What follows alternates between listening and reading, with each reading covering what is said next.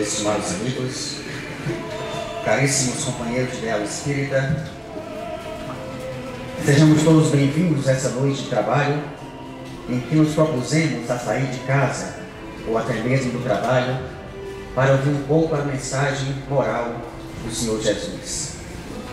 Hoje começa a palestra de uma forma diferente, uma vez que estou sem livre do meu obsessor, que é o relógio. Ele quebrou e hoje certamente não vai me atrapalhar, fazendo com que eu me apresse para terminar o assunto que começo e na maioria das vezes não consigo concluir da forma como eu queria concluir. Eu optei trabalhar no capítulo Ser Perfeito, que é o capítulo 17 do Evangelho segundo o Espiritismo. Saldanha, desliga a música. O capítulo 17 do Evangelho segundo o Espiritismo, que é o capítulo Ser Perfeitos. Por que esse capítulo? Primeiramente, pela voz imperativa de Jesus quando afirmou ser perfeitos. Era uma ordem. Não há como fugir do processo evolutivo em que somos convidados a rever características do nosso caráter e assim nos assemelharmos a Jesus. Então, ser perfeito é uma realidade a qual nós, como seres humanos, não temos como fugir, nem mesmo abdicar. Uma lei fortíssima, que é a lei do progresso, arrasta-nos ao crescimento moral, fazendo com que, junto ao crescimento intelectual, nós venhamos a conduzir ações e gestos semelhantes a Jesus.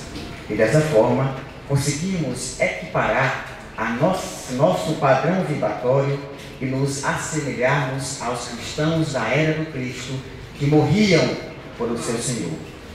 É assim que vamos trabalhar esse capítulo Ser Perfeitos. Na verdade, eu trouxe o tema principal Ser Perfeitos, mas especificamente vou atuar unicamente no item 11, que trata dos cuidados relativos ao corpo e espírito. Durante a codificação espírita, como muito bem já mencionei em outros temas meus, Kardec foi zeloso e prestativo como pedagogo em codificar cada capítulo dentro de uma maneira sistemática, o que eu chamo maneira dualista. Ele divide cada capítulo normalmente em duas partes. A primeira, ele trata de assuntos teóricos, da parte teórica de cada capítulo, para em seguida entrar na prática. No capítulo Ser Perfeitos, especificamente o capítulo 17, não foi diferente. Kardec inicialmente trata de alguns temas que são caracteres da perfeição, o homem de bem, os bons espíritas, as parábolas do semeador, para em seguida entrar no dever, na virtude, superiores e inferiores, o homem no mundo e cuidar do corpo e do espírito. Analisando a maneira pedagógica como Kardec se ateve na construção do capítulo, iremos observar que quando ele falou de caracteres da perfeição, do homem de bem, dos bons espíritas e da parábola do semeador, ele estava se referindo à parte teórica do capítulo, uma vez que todos nós trazemos em si características de perfeição. Todos nós, por sermos descendentes do Criador, trazemos de forma latente e ainda muito pequena todo o manancial de virtudes que nos aproxima à bondade de Cristo. Da mesma forma, ele atuou trazendo uma nova forma de pensar sobre o que seria um homem de bem e qual o seu papel na sociedade, para em seguida trabalhar o bom espírita. O bom espírita seria aquele que, aplicando os recursos que o Espiritismo traz, vai concretizar o homem de bem, vai tornar-se um homem de bem. Kardec também deixa claro nesse ponto que não é preciso ser somente espírita para ser homem de bem. O homem de bem se diferencia dos outros pela sua capacidade de atuar nos campos das virtualidades. Não foi assim que Cristo falou? Os meus discípulos serão reconhecidos por muitos se amarem.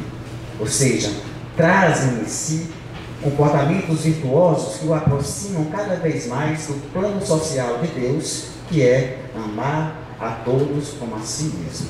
É essa a visão teórica que Kardec nos brindou, finalizando na parte teórica com a parábola do semeador, uma das mais profundas e belas parábolas que nos mostra que, se semearmos, assim colheremos bons frutos.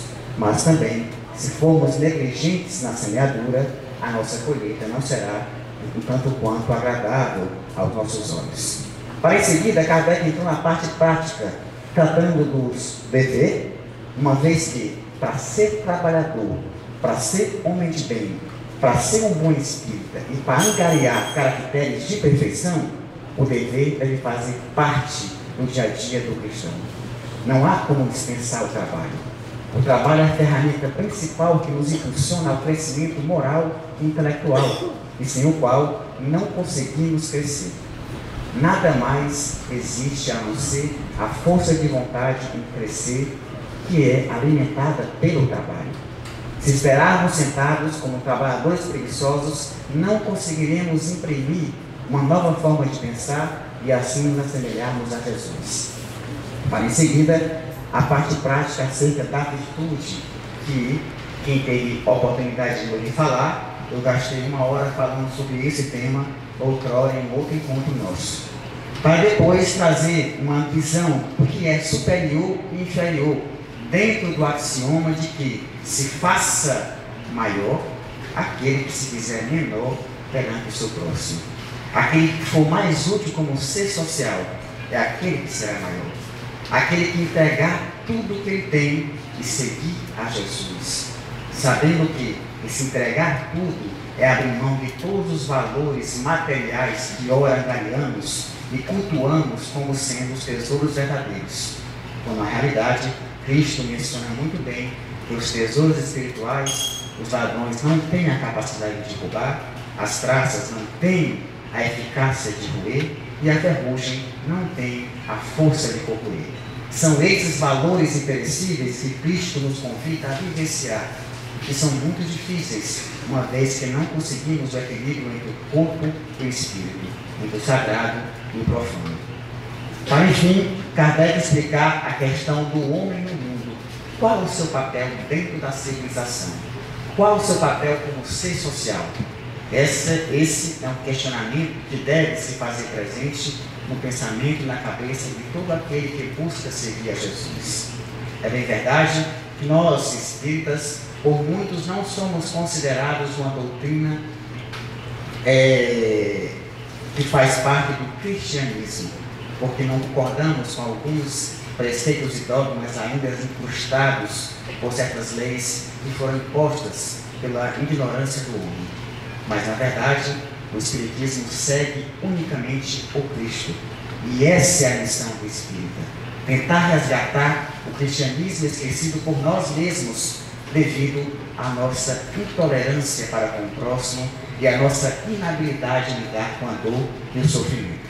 E, por fim, ele vai finalizar tratando dos cuidados que devemos ter com o corpo e com o espírito. E é sobre esse tema que eu vou discorrer no tempo que me resta.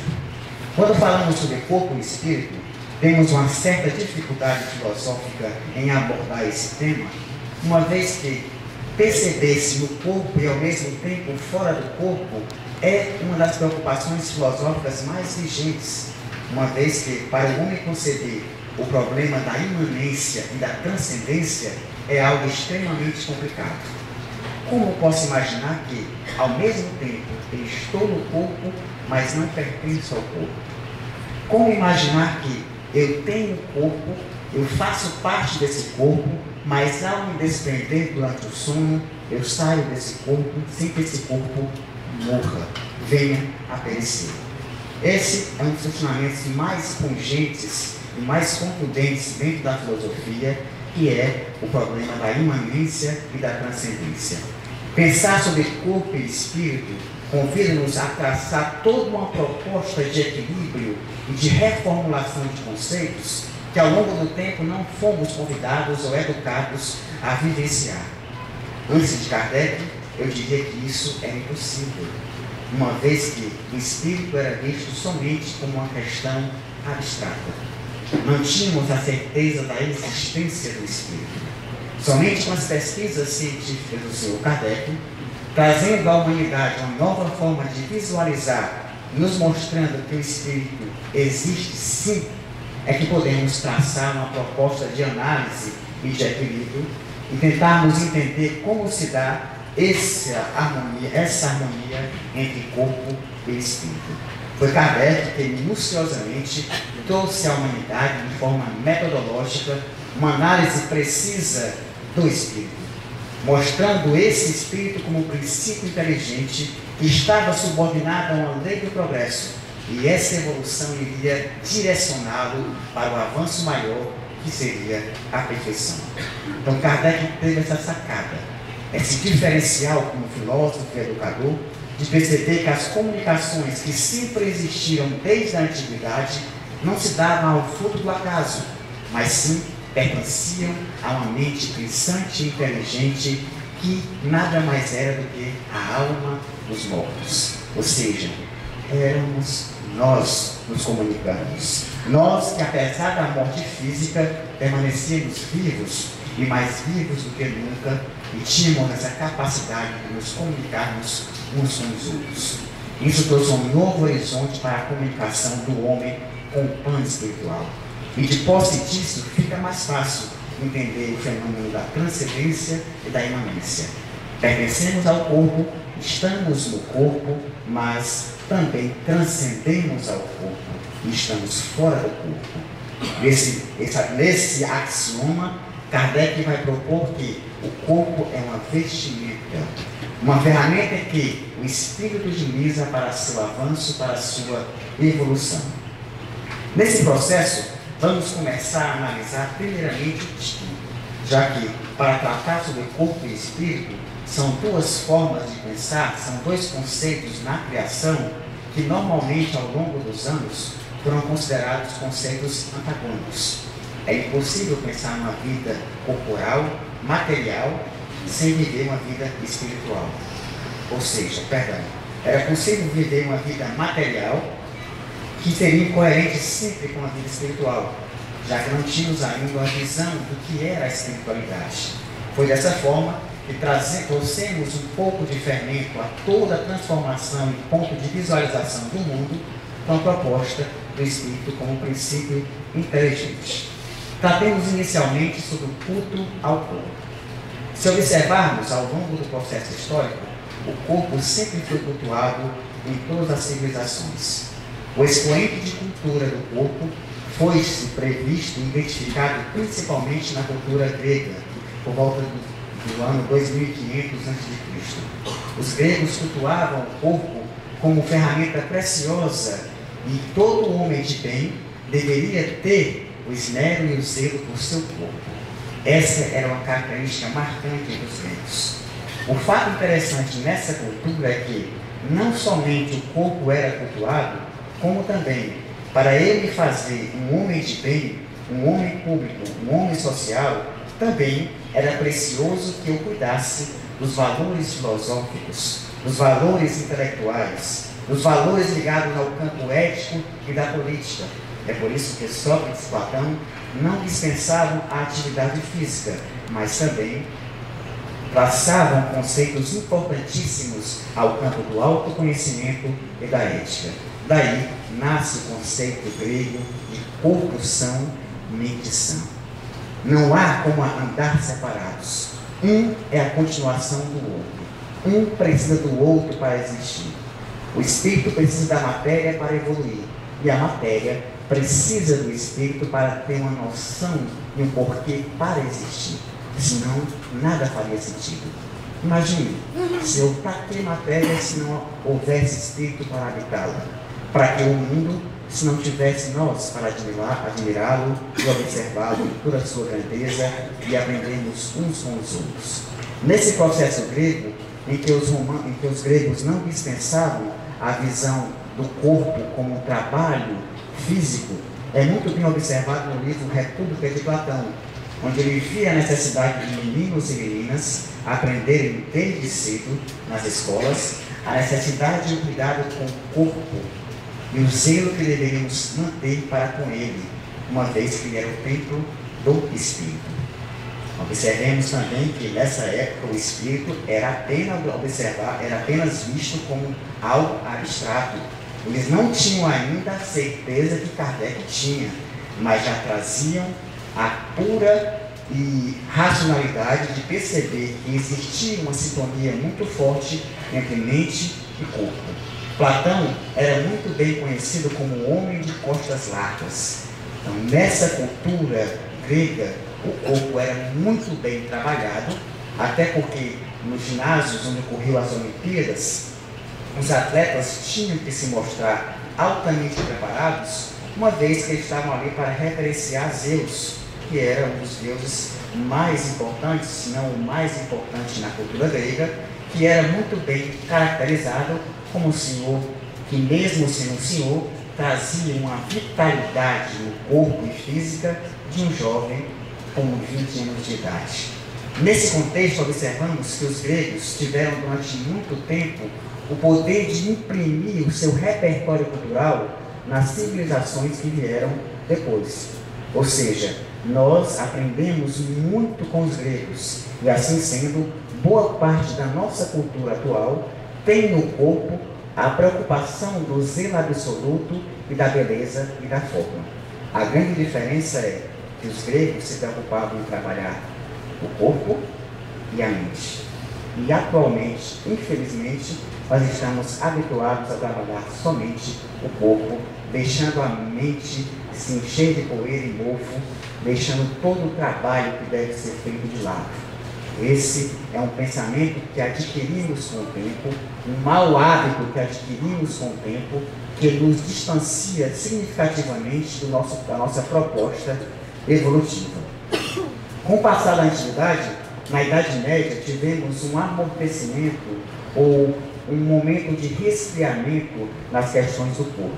Os princípios dogmáticos da Igreja cuidaram de escravizar a figura do corpo como algo pecaminoso, onde a sexualidade foi totalmente enrustida e traduzida em algo impuro, em algo pecaminoso.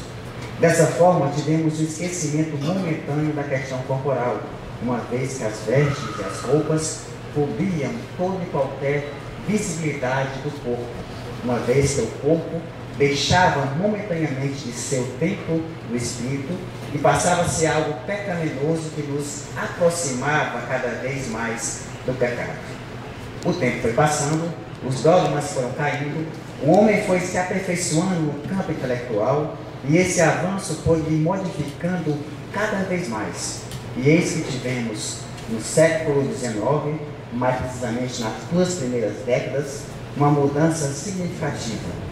Com o advento da indústria cinematográfica, o homem começou a moldar o seu corpo a partir da imagem que estava observando. Isso trouxe consequências tanto positivas quanto negativas. Positivas, uma vez que fomos apresentados a capacidade de gerirmos o nosso próprio corpo.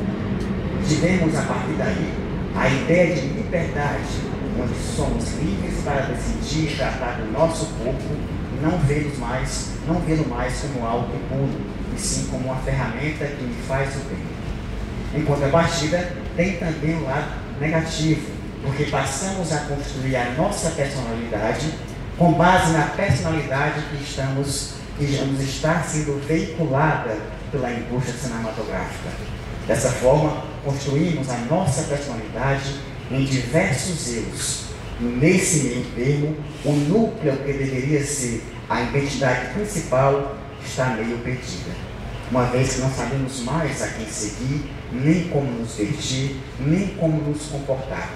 Nós passamos a introjetar o outro em nós. Só que, ao invés de introjetarmos o que o outro tem de melhor, introjetamos o que o outro tem de mais fútil, de mais efêmero. Essa é a visão do capitalismo selvagem, com todo o seu comportamento efêmero, ainda distante desse tipo de valores tão essenciais para igualar, para, digamos assim, diminuir as desigualdades que hoje vivenciamos na sociedade. Na década de 50 e 60 tivemos outros grandes avanços com a ideia hippie de trazer a liberdade para o homem. Essa liberdade trouxe, sim, um grande avanço no campo da sexualidade, onde o homem pôde, a partir de então, perceber que o sexo era algo diferente de amor. E assim, tratar um pouco de construir a sua liberdade afetiva. Foram os primeiros passos rumo a uma conscientização do lado afetivo, até então tão embotado e tão preso aos grilhões do dogma religioso. Mesmo assim, nos esquecemos que a liberdade não dispensa responsabilidade e enveredamos pelo caminho das drogas, do sexo em exagero, causando-nos muito mais tormento do que a paz que tanto esperava. Estamos órfãos de um ícone, de um referencial. Essa liberdade tão sonhada e tão pregada, cultuada no corpo, estava perdida, porque não tinha a visão do espírito para equilibrar o seu avanço, para construir uma maneira sólida, uma base realmente eficaz que nos propusesse a felicidade tão esperada. Construímos então uma felicidade aristocrática, que só era permitida a poucos, aqueles que possuíam a beleza. E todos aqueles que não dispunham da beleza para lutar na selva que era a humanidade, estavam condenados ao sofrimento.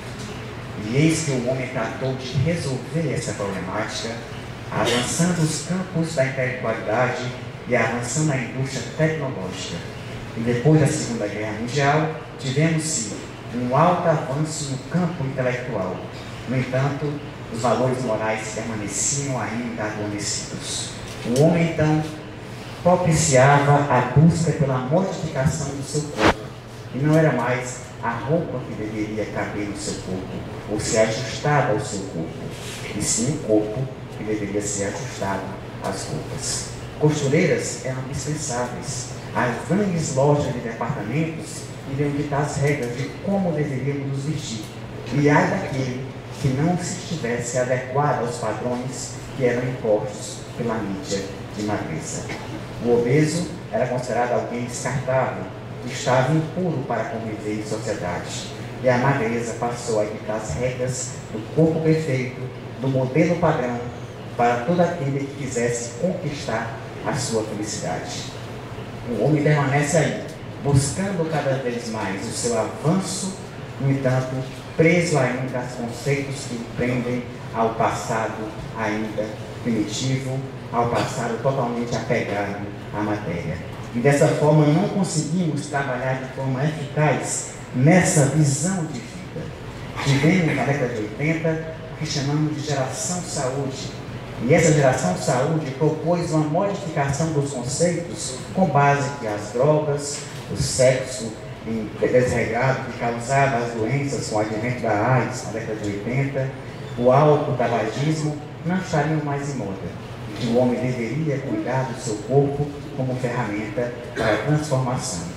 As mulheres tinham em mão a pílula anticoncepcional que dava a elas a liberdade necessária para o campo sexual.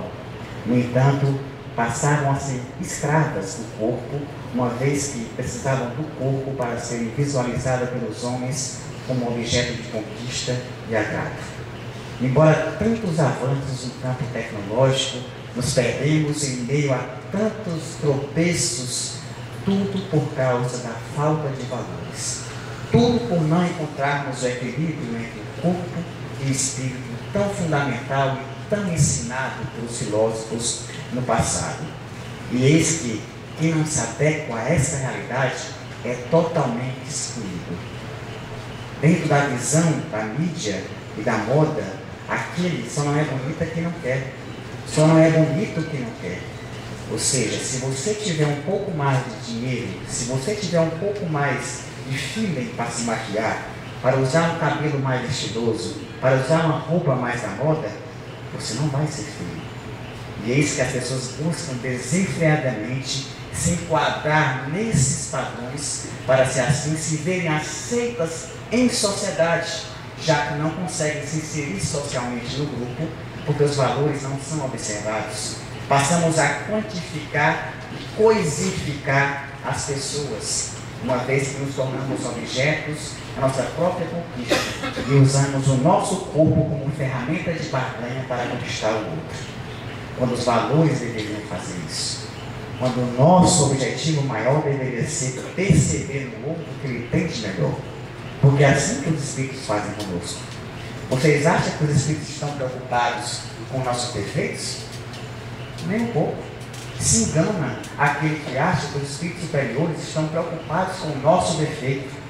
Eles são nossos. Os nossos defeitos, os nossos erros são nossos. Eles sabem disso. Eles sabem que faz parte da nossa caminhada evolutiva.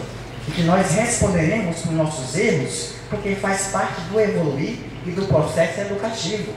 Os espíritos superiores estão preocupados com aquilo que nós temos de bom. E aí eles vão trabalhar naquilo que temos de bom para nós nos habituarmos a fazer o bem e assim acabarmos com o defeito. Eles sabem que nós erramos. Eles sabem que nós possuímos defeito. Se antes da guarda fosse me deixar tudo que eu faço de errado, já tinha ido embora há muito tempo. Porque a cada coisa que eu faço que ele passa e olha, que ele olha e sai correndo. Ou seja, mas ele sabe que faz parte da minha caminhada errada. Eu tenho os meus defeitos. Eu tenho ainda na minha intimidade vícios muito fortes de egoísmo, de inveja, de disputa, de ambição. Mas ele não quer saber disso. Ele sabe que isso faz parte da minha evolução. Ele está mais preocupado com o que eu tenho de bom. E é aquilo que eu tenho de bom que ele vai atuar para que eu possa crescer a minha cota e buscar, tentar um equilíbrio entre o corpo e o espírito. Dentro da questão do culto ao corpo, podemos perceber que a motivação está totalmente ligada à questão do corpo. O dinheiro que era gasto antes em terapias, com psicólogos e psiquiatras, infelizmente hoje é gasto em clínicas estéticas, com silicones, com lipoaspirações. Não que eu tenha nada contra isso. Vejamos, todo avanço tecnológico é uma ferramenta que Deus nos propiciou para o nosso avanço. É maravilhoso. Deus não deu a inteligência para não utilizarmos. Pelo contrário, quanto mais avanço, quanto mais descobrimos acerca do corpo, mais teremos a capacidade de diminuir certas doenças que a própria vida nos impõe pelas dificuldades do mundo material. A questão é que antes o que era gasto com terapia para trabalhar o interior é gasto hoje com casca. E isso não resolve. Por quê? Porque essa visão equivocada que a juventude estava ligada à perfeição foi nos passada de forma forte que todo aquele que for velho é alguém que está excluído socialmente. Não há respeito com os idosos. Temos medo de envelhecer.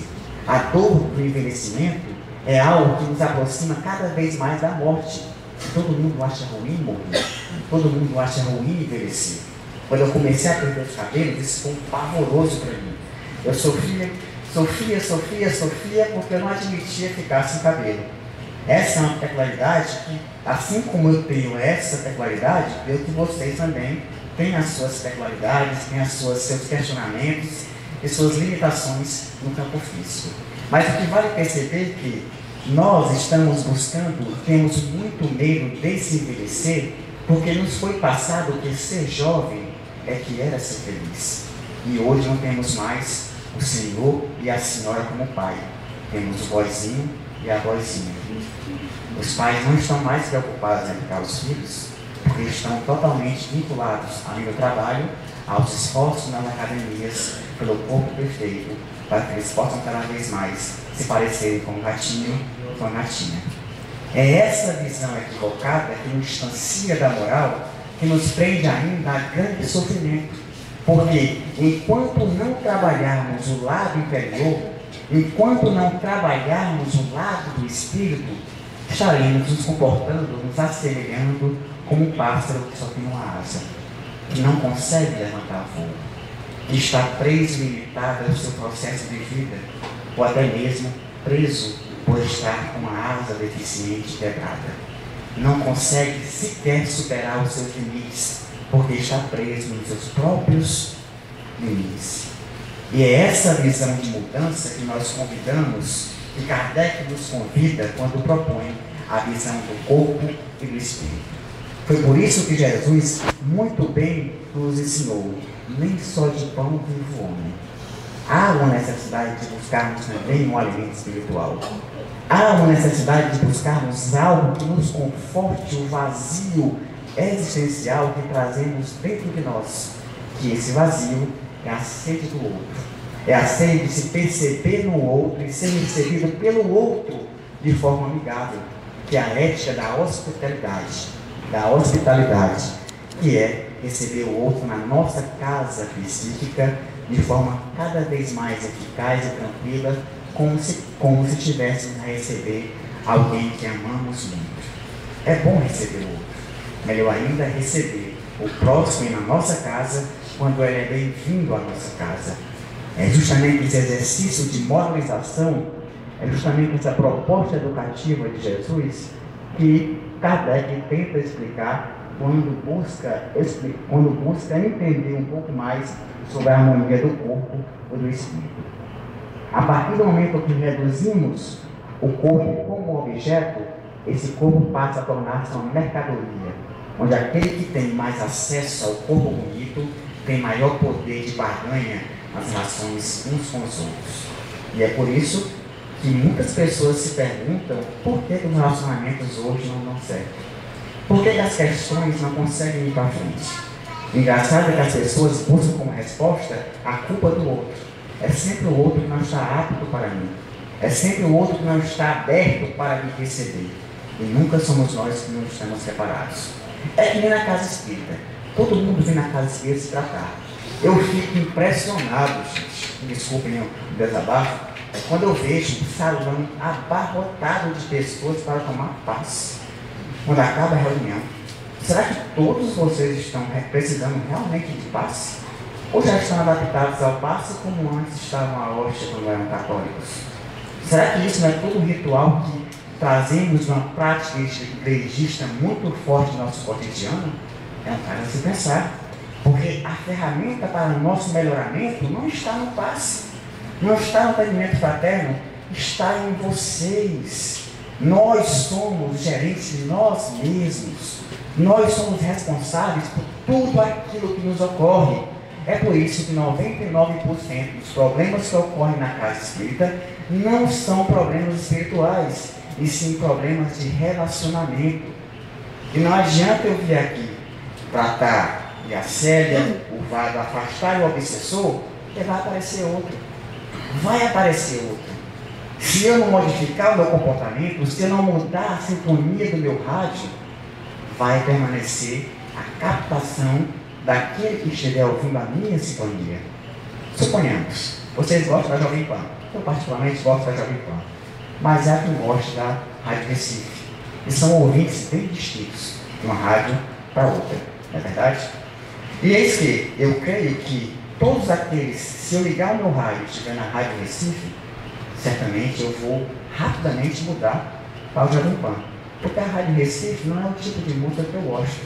Da mesma forma, aquele que gosta da Rádio Recife, se ligar a Jovem Pan, não vai encontrar naquele baixo destaca nenhuma graça de música, porque prefere a Rádio Recife ou a Nova Brasília FM.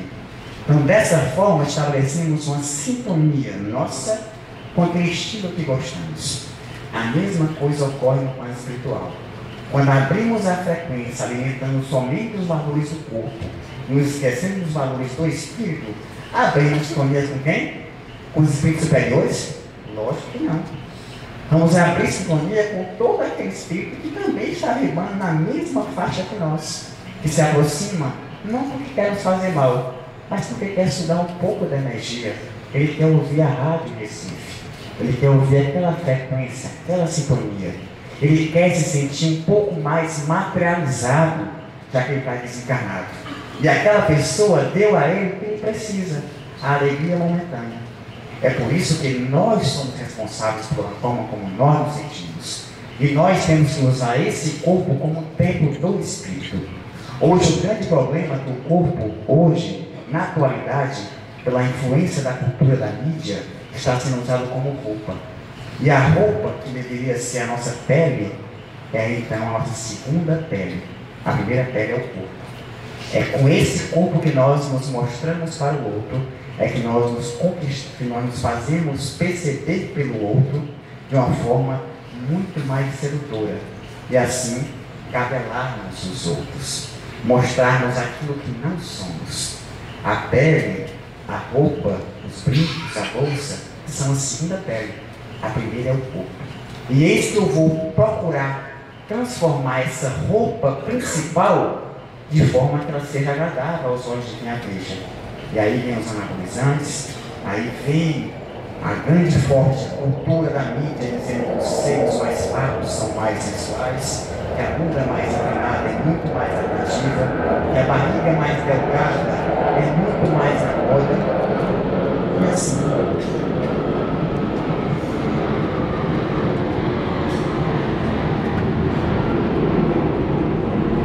passamos a nos tornar escravos de nós mesmos. Eu vou entrar agora diretamente no Evangelho, uma vez que agora eu tomei água e percebi que meu tempo já está se adiantando, para que possamos entender que Kardec quis atuar no tratou de cuidar do corpo e do espírito. E eis que ele começa com a seguinte questão: a perfeição moral consiste na maceração do corpo? Esse foi o questionamento primeiro e inicial proposto pela instrução do Espírito no item 11.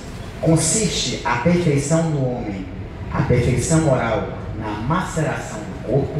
O que é isso? Ele foi buscar na física um conceito que poderia ser traduzido para o campo moral. Na indústria farmacêutica, maceração, entende? A capacidade que eu tenho de extrair de algum corpus princípios ativos que podem ser usados para o bem comum.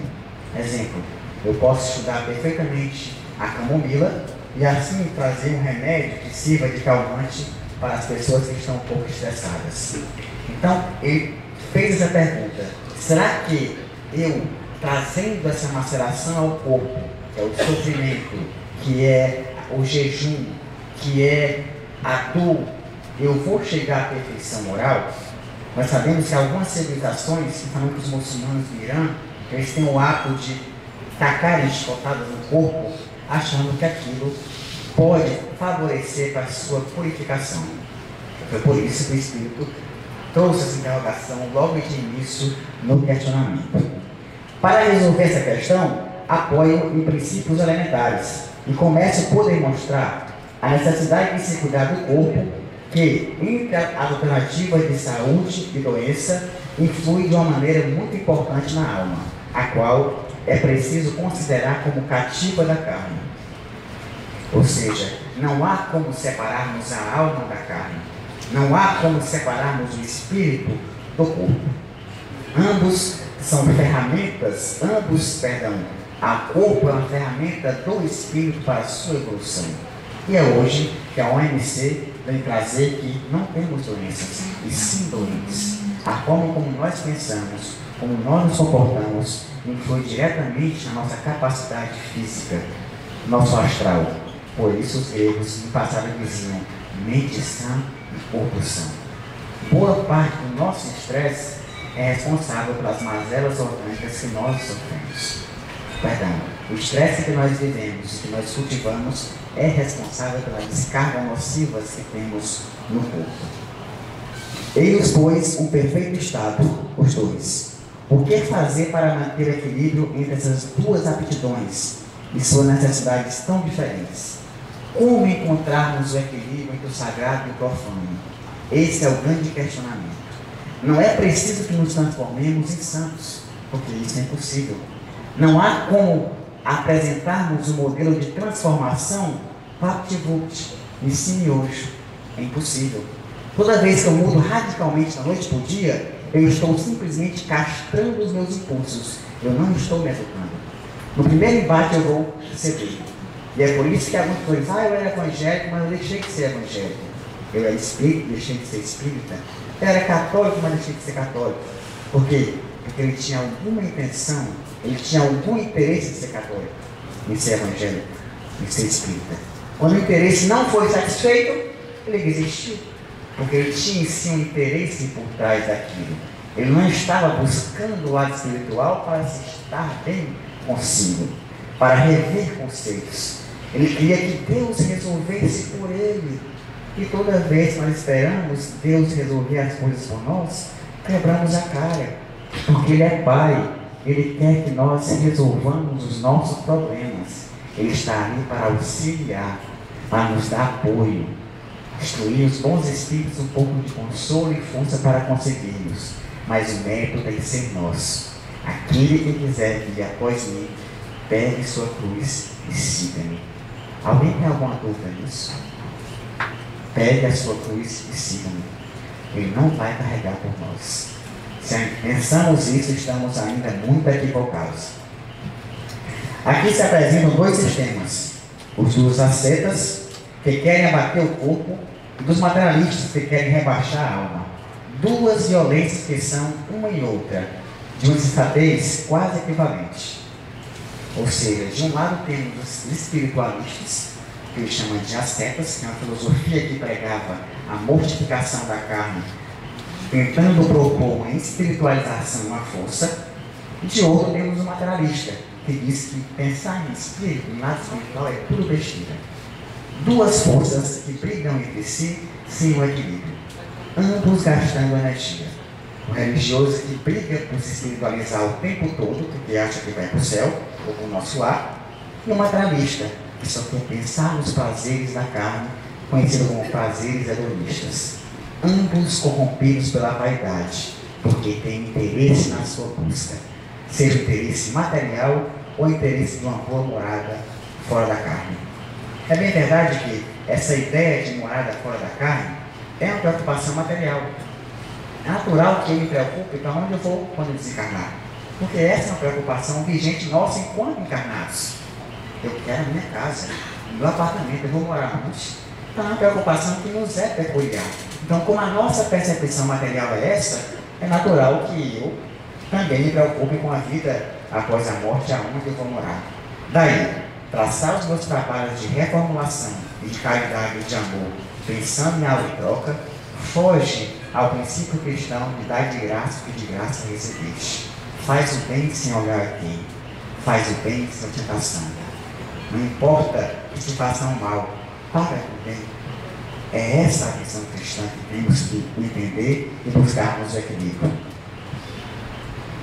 Ao lado desses grandes partidos, ou seja, do materialista e do espiritualista ao extremo, transitam a numerosa tribo de indiferentes, que sem convicção e sem paixão, amam com fragilidade e gozam com economia. Onde está então a sabedoria? Onde está então a ciência de viver? Em nenhuma parte.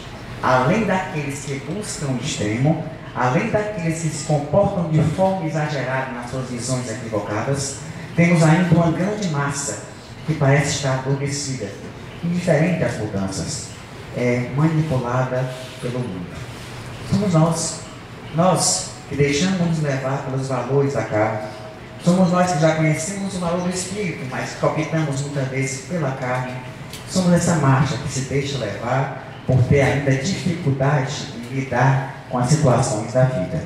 Mesmo assim, tudo isso faz parte, lembre-se, da nossa proposta educativa.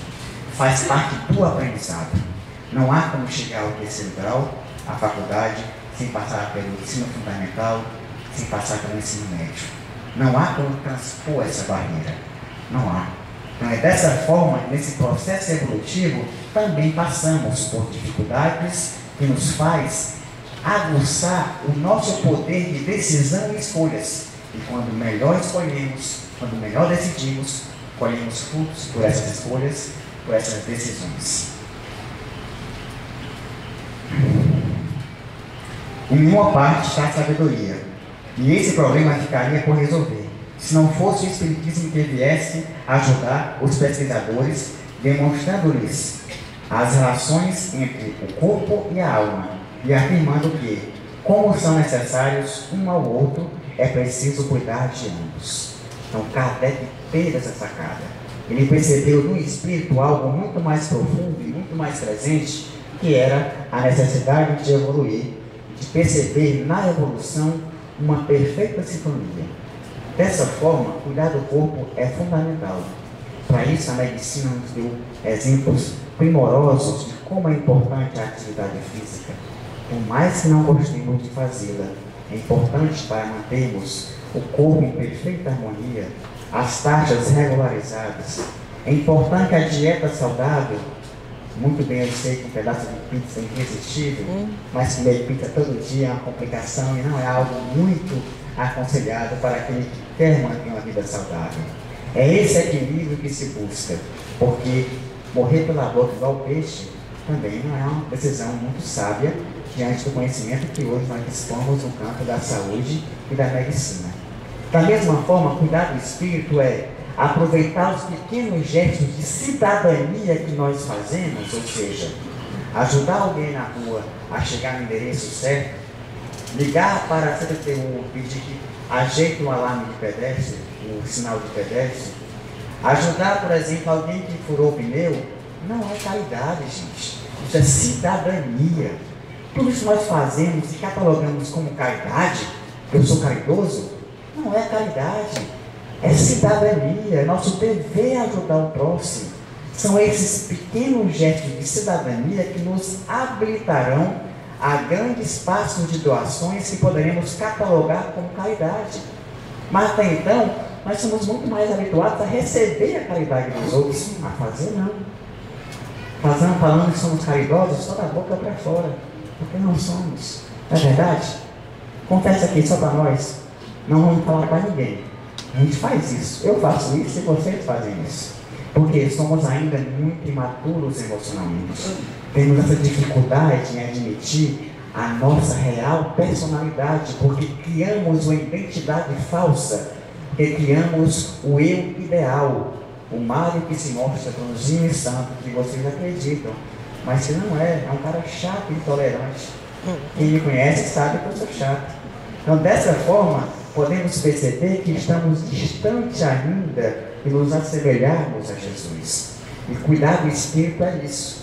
É cuidar do Espírito tentando desenvolver as virtudes que nós já possuímos no nosso dia a dia e algo mais, contando com a valorosa ferramenta da prece, que é a capacidade de nos conectarmos a Deus.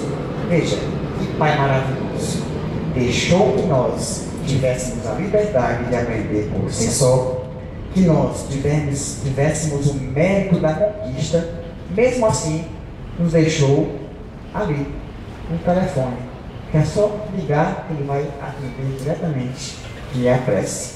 É essa conexão com o alto, que ao pedirmos ajuda, ao pedirmos esperança, ao pedirmos fé e coragem, essas três coisas seremos atendidos rapidamente. A fé, a coragem, né? E eu esqueci o termo que o Evangelho fala no capítulo da prece. Esperança. Esses três ingredientes, olha, está estudando. Esses três ingredientes são fundamentais e toda vez que o pedirmos, nós seremos atendidos. Basta que queremos perceber o que Deus quer dizer para nós. E é dessa forma que vamos cada vez mais construindo o nosso equilíbrio entre o corpo e o espírito. Cuidemos do corpo. Não é mal nenhum cuidar da estética. Pintar o cabelo, problema tem, se você tem. Eu não tenho, não vou perder, tudo bem, não vou pintar. Mas pelo menos, enfim, há uma maneira, um boné. Se cuidar da vaidade, não há nenhum problema. Pelo contrário, a vaidade nos faz mais apresentáveis. E nós nos queremos mostrar apresentáveis para o outro. Porque o outro ainda não conhece aquilo que temos por dentro. E queremos conquistar o outro. Bem, mas lembrem, a conquistar o outro, nós nos tornamos responsáveis pelo outro. E aquilo que nós imprimimos nele vai ser de nossa inteira responsabilidade. É por isso que não adianta usarmos máscaras. Nós construímos atualmente várias máscaras, porque tentamos nos acomodar a cada estilo social, onde fomos convidados somente a nos sermos o aparente e não estamos acostumados a trabalhar a nossa essência. Trabalhemos o corpo, mas também busquemos no espírito um pouco mais de consolo, um pouco mais de racionalidade para os nossos anseios, para as nossas dúvidas. Não há como ser perfeito se negligenciarmos ao corpo. Não cuidar do corpo, dentro dos padrões propostos pela medicina no campo da higiene pessoal, é desprezarmos a ferramenta que Deus nos deu para o processo evolutivo. E isso também não está somente no campo da higiene pessoal, como também do uso descontinuado de drogas, com o uso excessivo de entorpecentes, com o uso excessivo de sexos baseados somente nos prazeres fugazes da utilização do outro, sem um mero respeito ao sentimento alheio. Tudo isso traz para nós uma certa carga nociva que agride significativamente nosso corpo no campo orgânico, já que não somos somente corpo, somos também mente. E essa mente é o espírito que trabalha atuante, comandando esse corpo.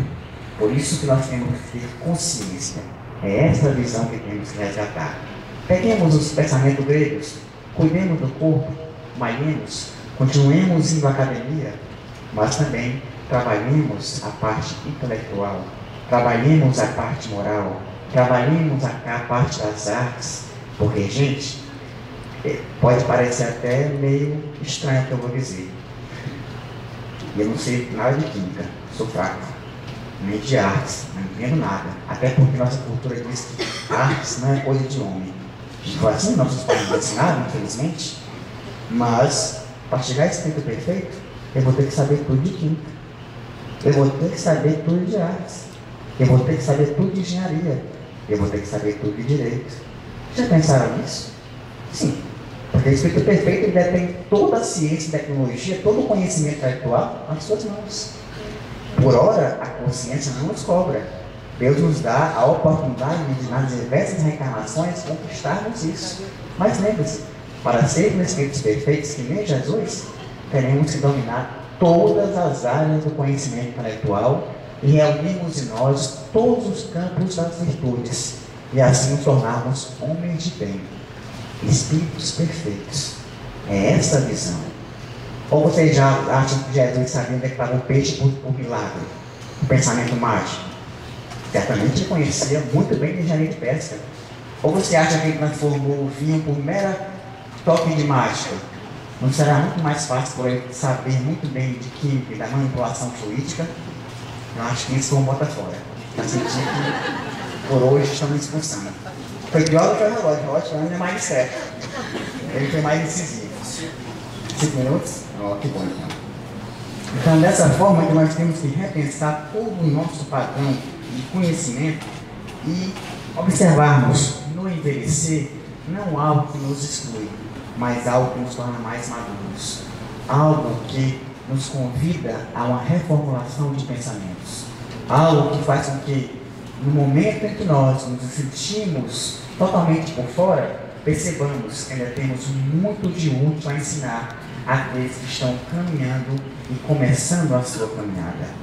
Os jovens, hoje eu consigo, mesmo na minha juventude, educar pessoas que são mais jovens do que eu.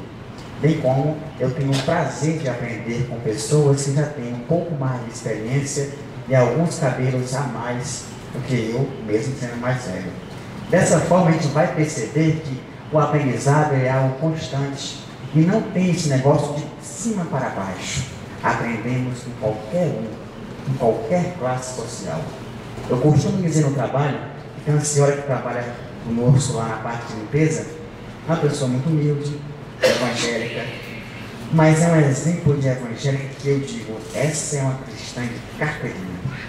Se todo espírita, se todo evangélico, se todo católico se comportasse como ela, o mundo seria melhor. Ela não reclama do trabalho, ela não reclama, está sempre predisposta a ajudar e a ajeitar todo mundo naquela figura de mãezona. É uma figura que não reclama da vida, muito embora tenha tão pouco materialmente. E nós, que temos já um pouco mais de recursos materiais, vivemos a reclamar da vida, vivemos a questionar por que Deus fez isso comigo, por que Deus levou o bem-me, por que Deus não me ouve, por que Deus não me faz ganhar na Mega Sena. Ora, se ele fosse ouvir. Era o primeiro a gritar, me dê algum da Mega Sena. Então, nesse processo, temos que perceber que todo aprendizado se faz desde o momento que nós estejamos abertos a crescimento. O educador Paulo Freire dizia o seguinte: no processo de educação do homem, do ser humano, é preciso paciência. No entanto, é preciso uma paciência impaciente. Ou seja, não adianta que nós esperemos que o mundo vá mudar se nós não fizermos nada para que o mundo mude. Temos que ter uma paciência impaciente. Ou seja, estarmos atentos às cobranças que devem ser feitas por nós, a nós mesmos. Temos paciência com os outros, mas também temos, além da nossa paciência para com nós mesmos, uma impaciência em cobrar posturas novas, porque como cristãos conhecedores que nós hoje somos, graças ao Espiritismo, não há mais tempo para dizer que não sabia. Não há mais tempo para dizer, a cigana me enganou. Eu não sabia que eu ia comprar. Eu não sabia que eu ia sofrer. Eu não sabia que a dor era minha causa. Infelizmente, para o espírita, não há essa desculpa, não cola mais. Então, que nós tenhamos a consciência do nosso papel como ser espiritual, que nós tenhamos consciência de cuidar do corpo do espírito, é um equilíbrio que aparentemente pode parecer difícil, mas não é impossível. Conseguimos perfeitamente viver entre o sagrado e o profano. Engana-se quem pensa que consegue se viver ser santo em uma só vida. Eu agradeço a oportunidade. Dia 6 de junho estaremos novamente juntos com o tema As Paixões, uma visão filosófica e espírita. Espero tê-los conosco no dia 6 de junho para tentarmos falar um pouco mais sobre esse tema. Muito obrigado e boa noite.